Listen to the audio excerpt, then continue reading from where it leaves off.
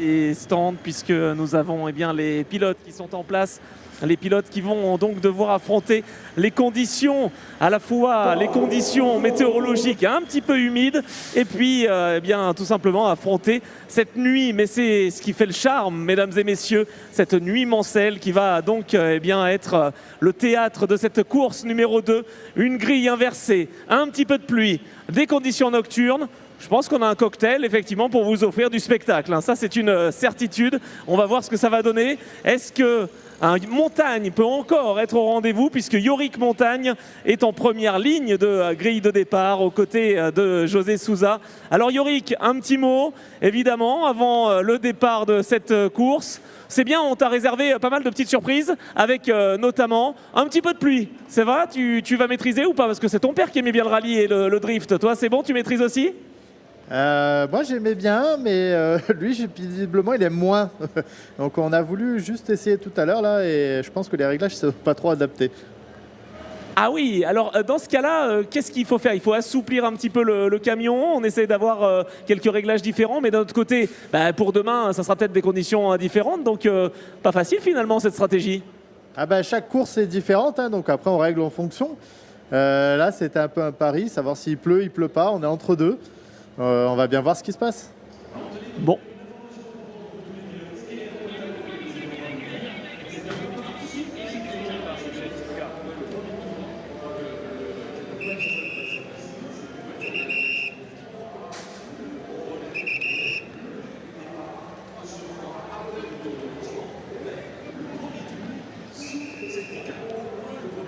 Ok, eh bien merci pour cette information. Effectivement, bonne course Yorick.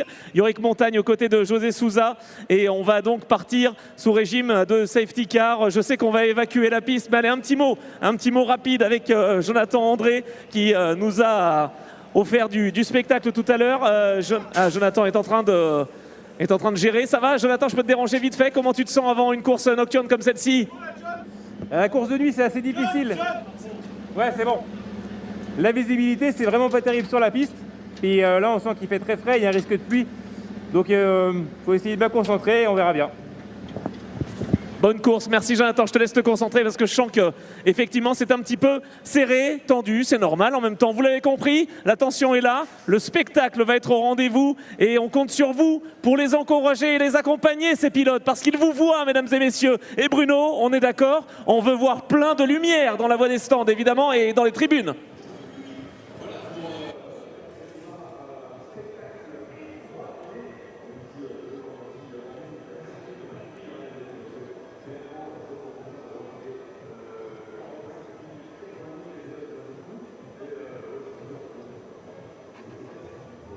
En tout cas, sur les images, ça donne. C'est vraiment génial sur les images.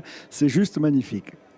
Allez, les pilotes vont partir dans un tout petit instant pour le tour de lancement. On va vous rappeler les forces en présence. On va commencer par le bas de la grille avec le 74 qui serait manifestement le pilote qu'on va quand même retrouver, Fabien Calvé, en suppléant, en Fabrice Chéniaud qui sera éventuellement suppléant. Oui, rappelons qu'on n'a que 29 places sur la grille, donc il est là parce que si jamais il y en a un qui ne part pas, il partira au dernier moment. S'il y en a un qui a un incident, et ça peut arriver dans le tour de formation. On l'a vu tout à l'heure d'ailleurs, juste dans le tour de chauffe, on a vu que ça peut arriver. Voilà, mais vous savez, la règle est simple, on a une homologation pour 29 camions, donc 29 prendront le départ et il y aura le 30e qui regardera malheureusement depuis les stands. Alors la 15e ligne de la grille de départ avec Kevin Bassanelli, numéro 11, qui pilote le DAF du team CCC. La 14e ligne de la grille sera avec Céline Miral, la 77, et Tom Verdier, numéro 42. La 13e ligne avec Dimitri Trevet, numéro 30, avec Nathan Defaille, numéro 18. La 12e ligne de la grille de départ avec Guillaume Achecourt, numéro 58, et Enzo Neel, numéro 88. 11e ligne de la grille avec Pierre Huel, numéro 64, avec Anthony Romé.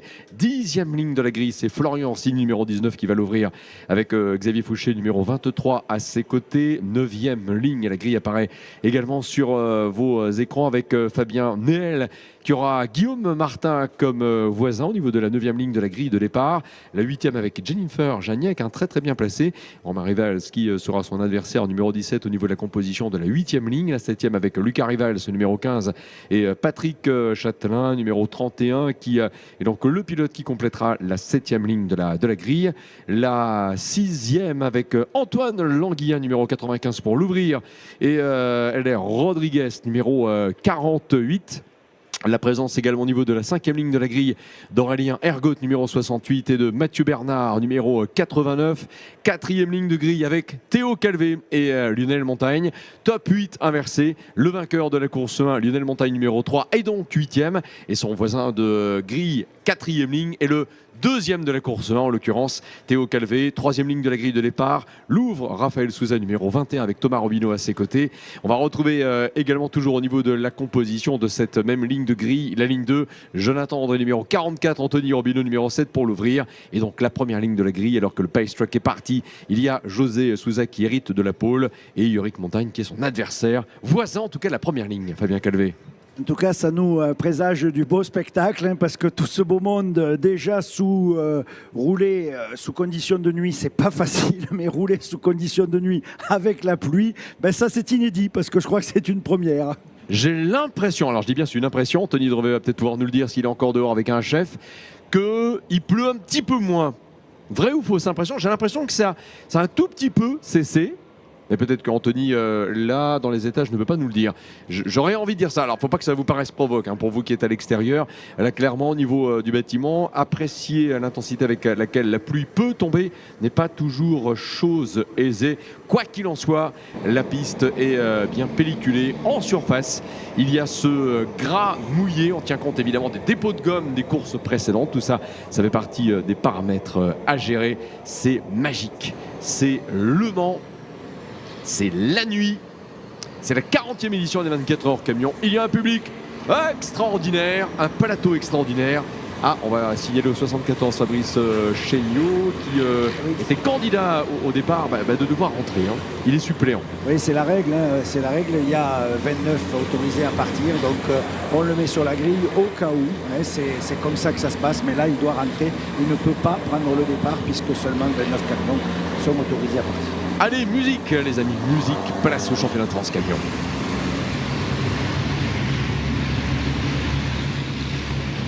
La musique qui est celle, peut-être du silence. Je sais pas si on sait faire ça. Si, des fois. On est bon. La musique aussi, peut-être celle du public. Ce serait pas mal. Ouais, mais voici une autre musique qui arrive. Et qui celle-ci.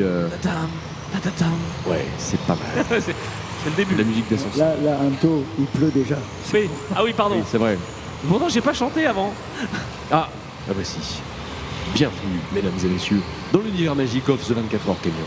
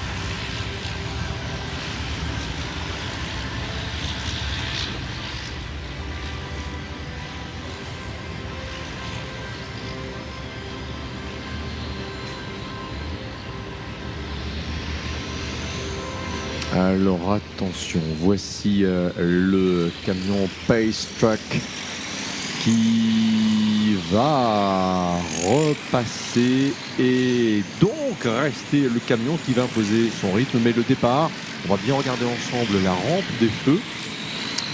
Les feux vont passer au vert. Le départ, considéré qu'il est donné.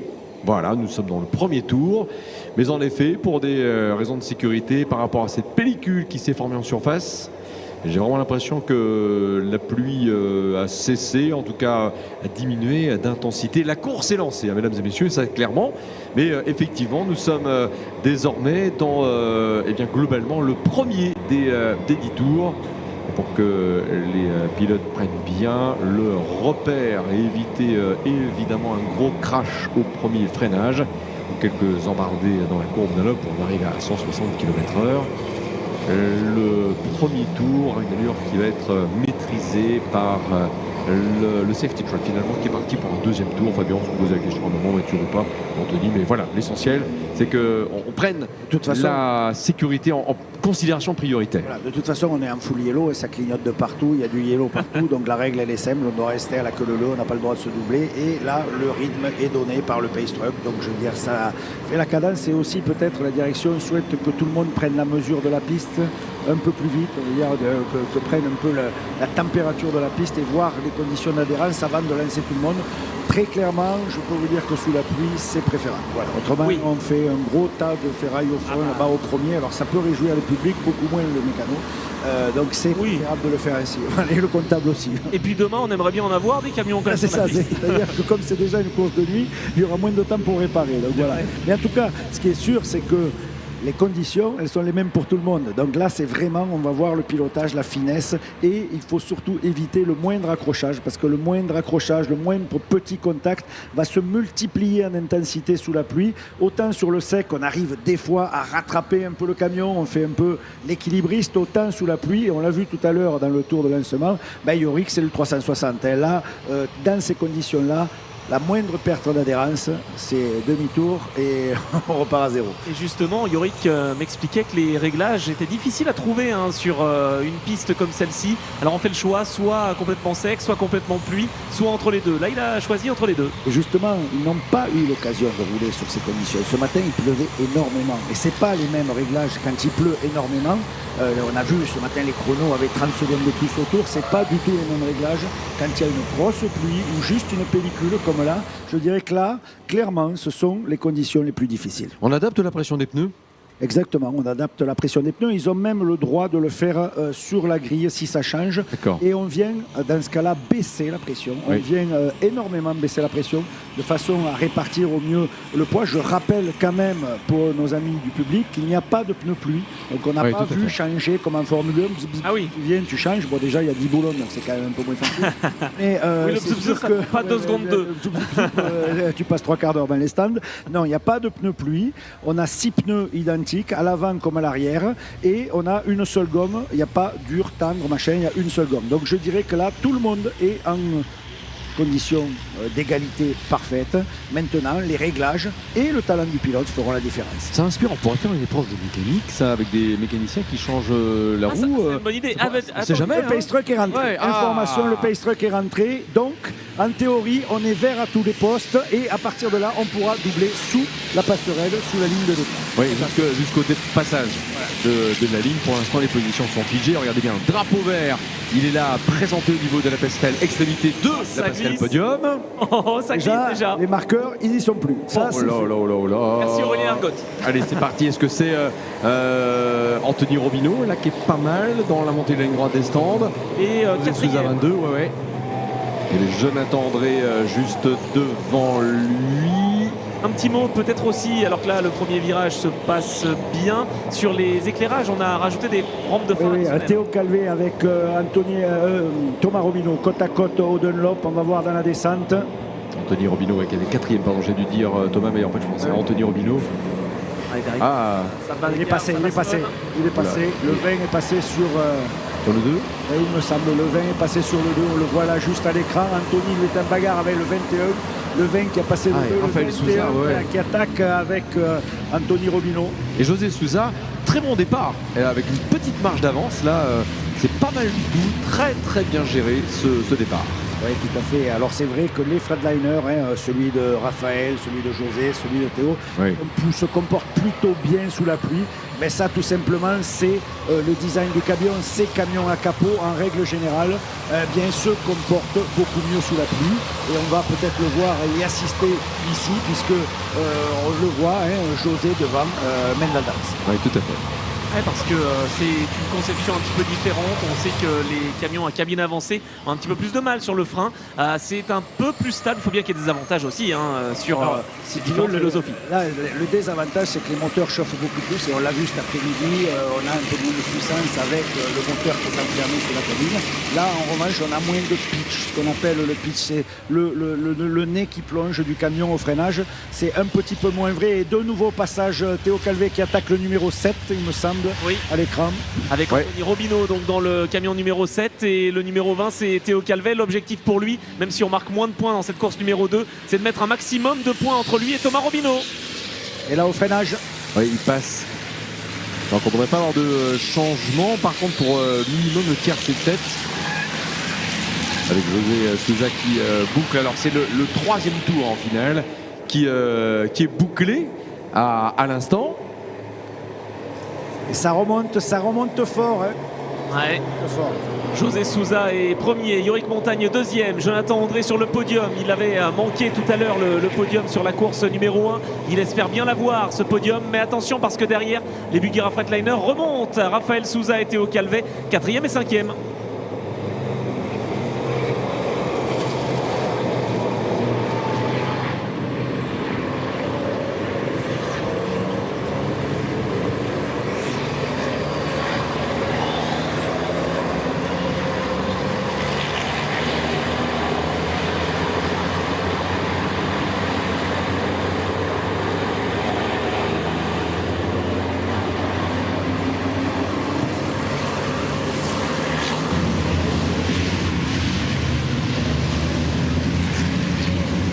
Et ça se passe bien. José Souza à 3 secondes d'avance sur Yorick Montagne. Jonathan André est toujours en 3e position.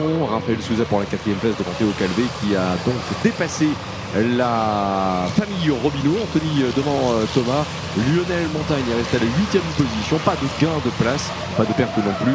Aurélien Argot et Mathieu Bernard complètent pour l'instant le top 10. Thomas Robineau qui remonte également, il vient de se défaire d'Anthony Robineau. Alors je dirais qu'il n'a pas trop forcé. Anthony Robineau a peut-être laissé passer aussi, mais c'est normal, ça fait partie de la course d'équipe. Ah bon? Ah. C'est pas dans toutes les Surpris. équipes alors. Bon, d'accord. Tu as vu tout au long de la saison, c'est pas toutes les équipes. Non, c'est comme ça. c'est vrai.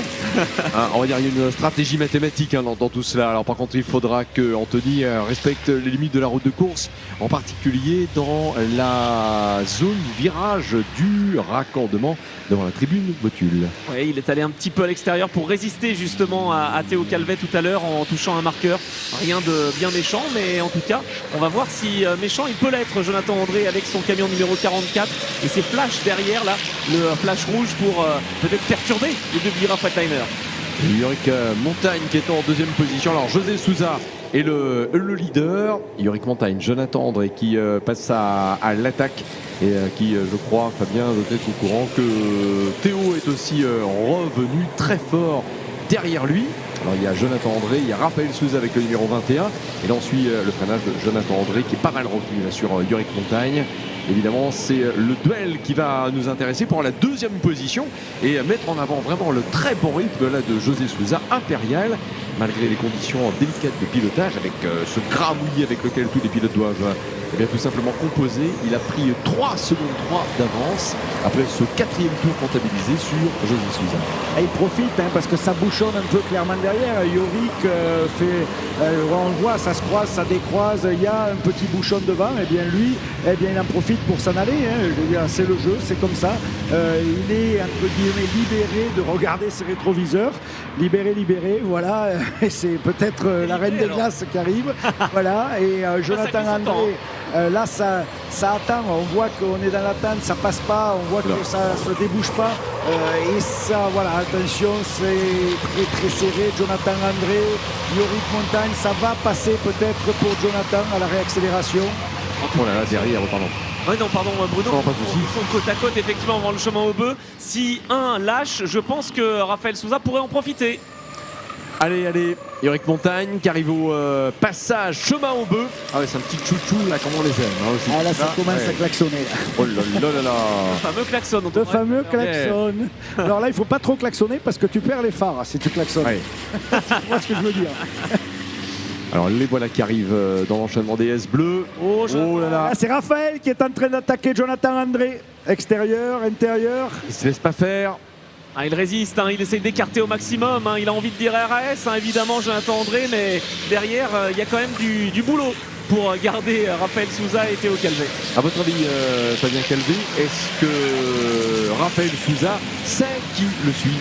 Oui, il le sait, mais il n'y a pas de course d'équipe chez Buguera, ça je peux vous l'assurer. Par contre, j'en connais un, ça doit commencer à chauffer dans le casque. Alors par contre, il le sait par quoi? Reconnaissance visuelle. Oui, reconnaissance visuelle, et puis il a la radio. Hein, voilà, il a la radio. On a les NG au bord de piste. Bon, nous, il n'y a pas de consigne de course. Hein, on n'a pas la chance d'avoir ça. Il y va au freinage. Il y va, la Théo, au freinage sur le 21. Oh là là là là.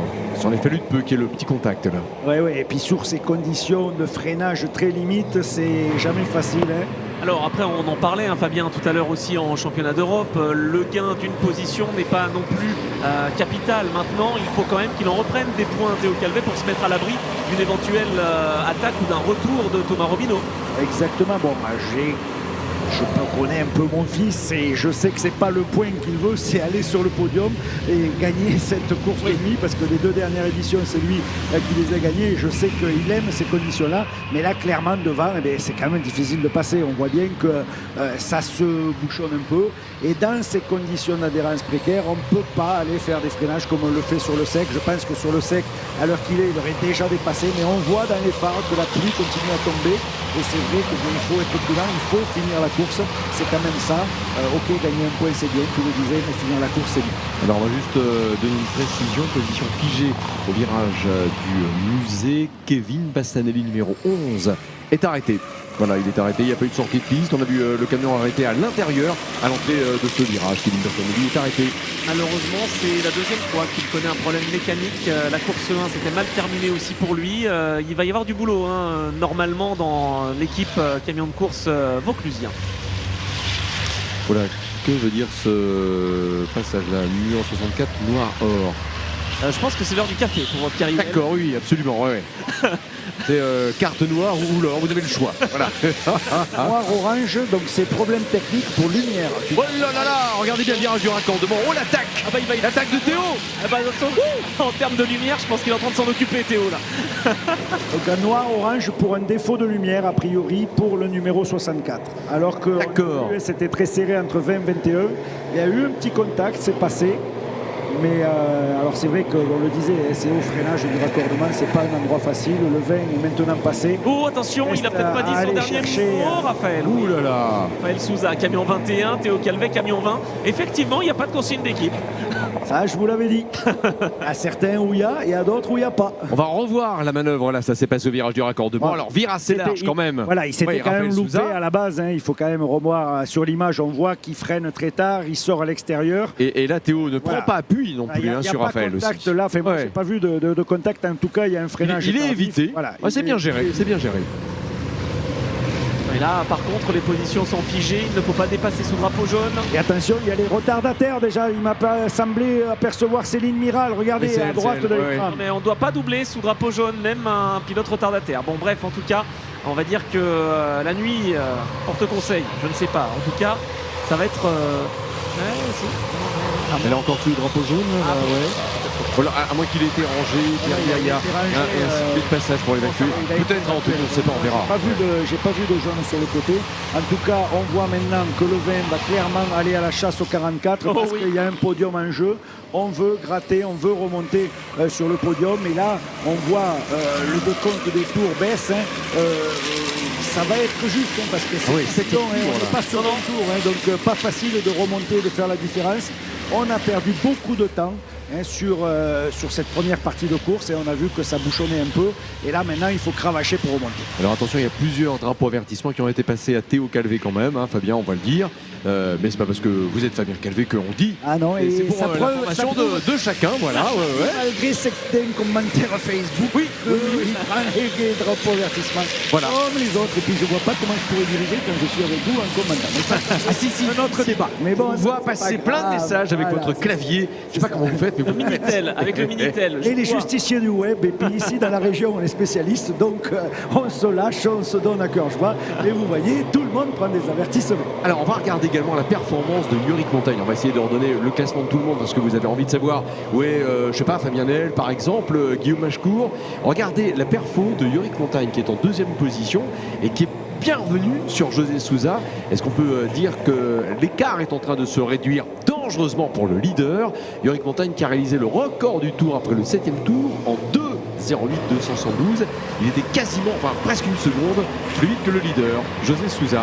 C'est, à mon humble avis, quelque chose qui est à surveiller, l'évolution de cet écart. Oui, tout à fait, tu as raison Bruno. Et c'est vrai qu'alors on ne voit pas nous très bien de la cabine de commentateur s'il continue à pleuvoir ou pas, on n'a pas trop d'infos là-dessus. En tout cas, on voit que les camions glissent pas tellement, c'est limite, hein, mais on voit que ça reste stable sur les freinages. Ben oui. Donc c'est peut-être aussi les conditions qui changent, d'où eh bien, un Yorick Montagne qui se rapproche du leader. Ah oui, là je trouve que c'est le cas au virage vert. Hein. Il a pris 1 seconde dans le dernier tour, il est à 1 seconde 3, faites le calcul, il reste allez, 2 tours, on va dire, 2 tours et demi. Yorick Montagne peut imiter son papa. Alors des fois je sais qu'à la réelle on nous écoute donc du côté de la régie, on peut faire un petit zoom quelque part, vous savez, sur un projecteur de lumière, juste de savoir si alors que le 88 est arrêté, savoir s'il pleut ou pas. Alors d'abord le passage de Lucas Rivals sur Mathieu Bernard. Et le 88, c'est le jeune Enzo Neel qui malheureusement est en difficulté. Alors par contre là c'est le T1, ça veut dire que c'est l'amorce de la Dunlop. Donc là au niveau des attaques, il va falloir faire très attention parce que si la zone est sous drapeau jaune, ça risque d'avoir une incidence sur la suite et fin de la course. Oui, tout à fait, oui, on n'a pas le droit de doubler, il va falloir faire très attention. Alors est-il évacué ou pas? On va le savoir tout de suite, on va surveiller ça. Allez. On va regarder parce qu'ils y arrivent justement dans cette zone. Deux batailles qui mettent en scène des Buggyra Freightliner. Jonathan André qui ne veut pas le manquer ce podium, mais son ancien pilote Théo Calvé eh bien, le veut lui aussi. Alors là, forcément, ça va bouchonner. Ouais, pas mal à la réelle, on essaye de dézoomer pour donner réponse à Il y a l'écart. le jaune, oui, oui, Sur la le jaune, droite, hein, il je était crois. sur la droite, je l'ai Ouais. vu le jaune. Et le camion aussi sur la droite. Oh là là, oh là là, oh là là. Le freinage de Jonathan André, de Théo Calvé. On est parti dans l'avant-dernier tour. L'avant-dernier tour. José Souza revenir. Oh, regardez l'écran et les écarts. 4 dixièmes. Yorick Montagne qui devient une menace très sérieuse sur José Souza, comme Théo Calvé l'est pour Jonathan André. Encore une seconde de reprise dans le dernier tour par le Renault T numéro 24 de l'équipe Aravi. Il reste un tour et demi dans cette course. Et Raphaël Souza, oui. Vous dites Fabien. Oui, Théo au freinage, c'est Oula, côte à côte avec Jonathan André. Eh oui, Je mais peux vous il est dire passé. que c'est tendu, c'est clair. Hein, c'est... Ah, voilà. Ah, il est pas passé. Voilà, si, non, non, peut-être. il n'est pas passé. Non, non. Ils sont côte à côte, c'est hyper fair play. Mais c'est tendu, il reste 2 tours. Ça va être chaud. Oh là là, Voilà. attention, un camion qui est large, c'est peut-être un retardataire qui le fait exprès. Et qui est au ralenti. Hein. On a vu un drapeau blanc, c'est Dimitri Trevet, je crois, qui est en difficulté. Malheureusement, l'équipe camion de course vaut plus. Oh là là, et un alors tout droit. qu'un, oui. Alors là ça peut avoir de l'incidence. Romain Rivals, je pense. Sur le virage qui justement est avant le S de la Forêt. Mais ça aura des incidences. Est-ce que Yorick Montagne, c'est peut-être le moment pour aller attaquer José Souza? Il n'a jamais été aussi proche.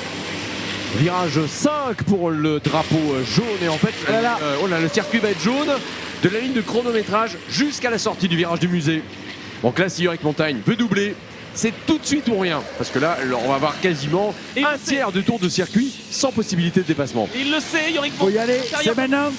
Eh oui, mais la belle défense de À José l'extérieur, à Souza. l'extérieur. Oh, c'est risqué. On là, s'est c'est osé. risqué. Oh là là là là, beaucoup trop large. Hors trajectoire. Eh oui. Pas de gunpla, donc ça va pas changer Il perd grand pas chose. grand-chose. Il perd pas grand-chose. Alors, en effet, ça a redonné de l'air à José, mais il a quand même eu pas mal de chance. Alors Il a pu se décaler. Alors là, il y a les panneaux jaunes et il y a les commissaires qui ont un rôle super important. On est en drapeau jaune jusqu'à la sortie du virage du musée. Et nous attaquons le dernier tour. Quel dommage, ça va nous casser la course, ce drapeau jaune, ça casse tout le suspense. Oh là là, et on revoit les circonstances. Ah ouais. Et c'est Châtelain, oui, avec Romain Rivals.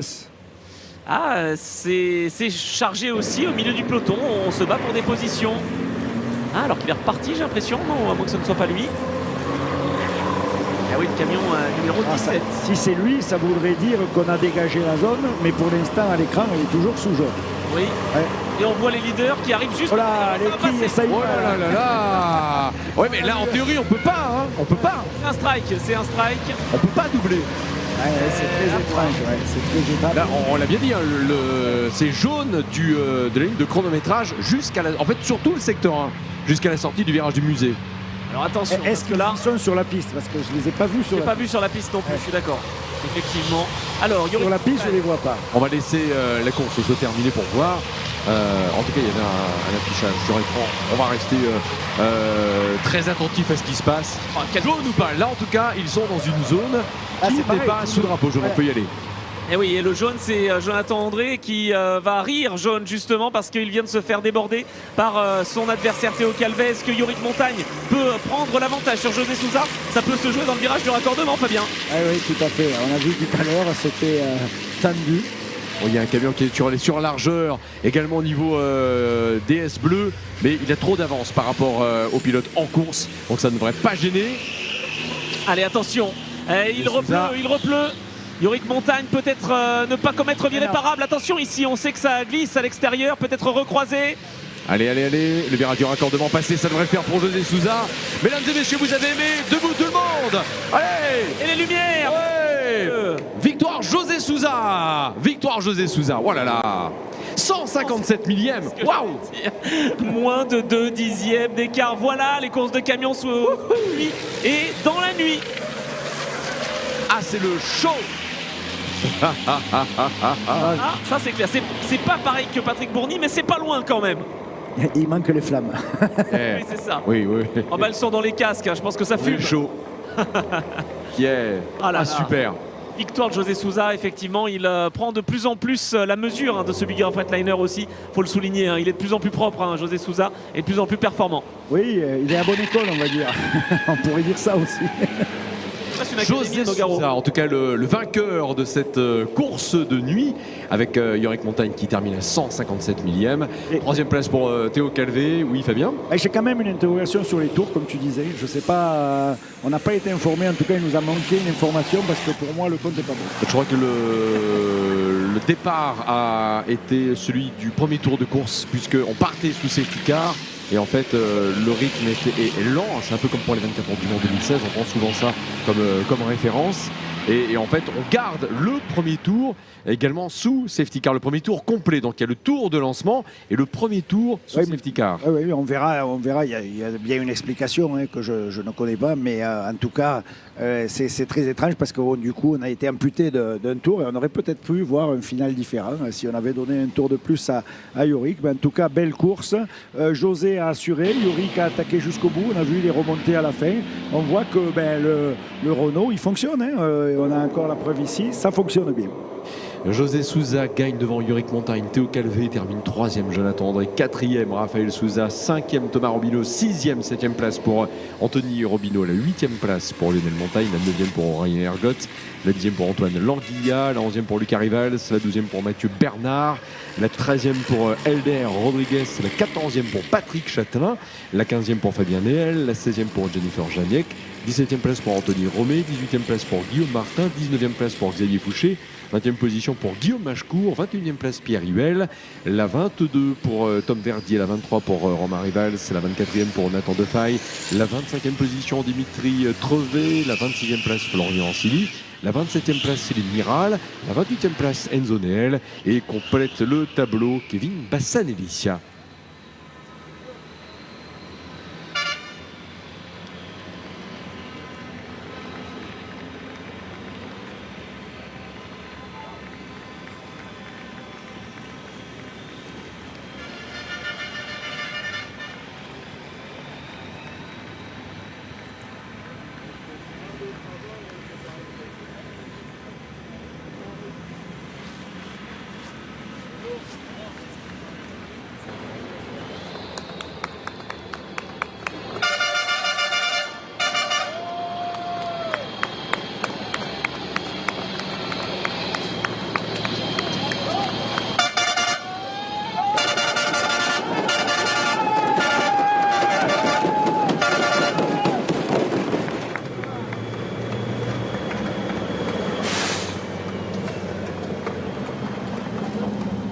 Eh bien, dites-moi, mesdames et messieurs, quelle course, et il se remet à pleuvoir. Eh bien, voilà, ici au Mans, les conditions sont imprévisibles.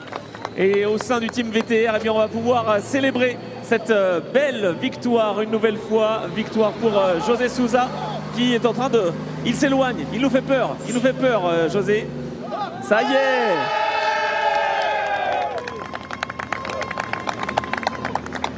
Très très belle lutte en tout cas, et on va les retrouver, on va le laisser célébrer d'abord quand même. Il va directement vérifier son camion. José, bravo, allez, je te laisse célébrer avec ton équipe. Victoire de l'équipe VTR. Vous voyez ce que ça représente de s'imposer de nuit ici au Mans.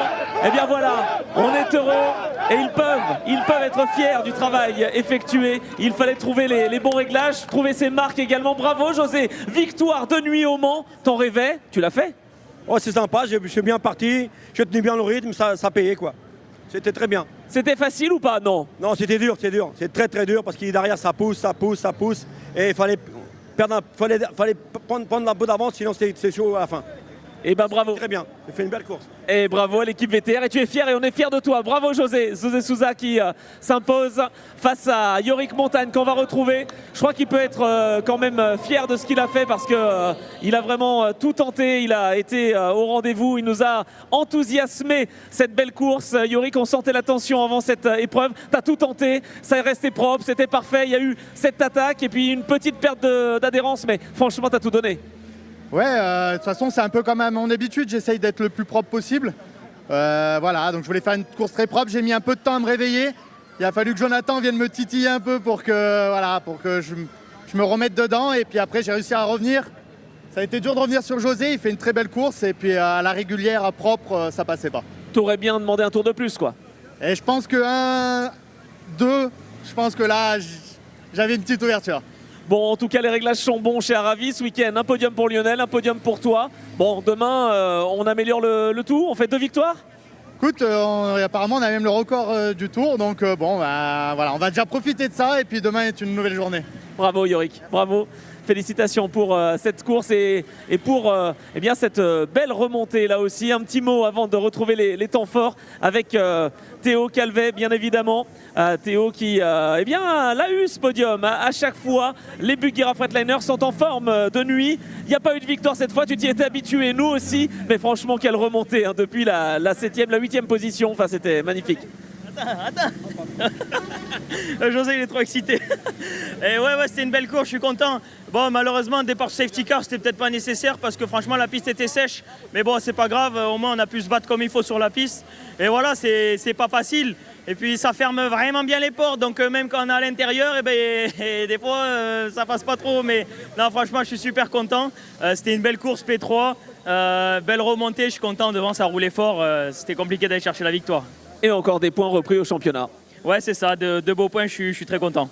Merci et bravo Théo Calvet donc sur ce podium ici au Mans. On va aller retrouver eh bien Lucas Rivals, tiens, parce que chez les juniors, il y a de la bagarre aussi. Les Renault se montrent. Lucas, j'ai l'impression que tu t'es donné à fond pendant cette course.